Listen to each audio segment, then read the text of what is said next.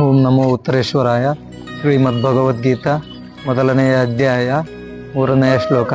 ಸಂಜಯ ಉವಾಚ ಪಶ್ಚೈತಾಂ ಪಾಂಡುಪುತ್ರಾಣಾಂ ಆಚಾರ್ಯ ಮಹತೀಂ ಚ ಮೆನು ಯೂಢಾಂ ದ್ರುಪದಪುತ್ರೇಣ ತವ ಶಿಷ್ಯೇಣ ಧೀಮತಾ.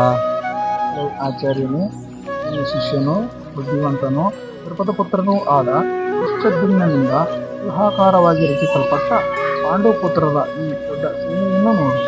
ಶ್ಲೋಕ 4, 5 ಮತ್ತು 6. ಅತ್ರ ಶೂರಾ ಮಹೇಶ್ವಾಸ ಭೀಮಾರ್ಜುನ ಸಮಾಯುಧಿ ಯುಯೋಧಾನೋ ವಿರಾಟಶ್ಚ ದ್ರುಪದಶ್ಚ ಮಹಾರಥ ಪೃಷ್ಠಕೇತುಶ್ಚಕೇತಾನ ಕಾಶೀರಾಜಶ್ಚ ವೀರ್ಯವಾನ್ ಪುರಜಿತ್ ಕುಂತಿಭೋಜಶ್ಚ ಶೈವಶ್ಚ ನರಪುಂಗವ ಯುಧಾಮನ್ಯುಶ್ಚ ವಿಕ್ರಾಂತ ಉತ್ತಮೋಜಶ್ಚ ವೀರ್ಯವಾನ್ ಸೌಭದ್ರೋ ದ್ರೌಪದೇಯಾಶ್ಚ ಸರ್ವ ಏವ ಮಹಾರಥ.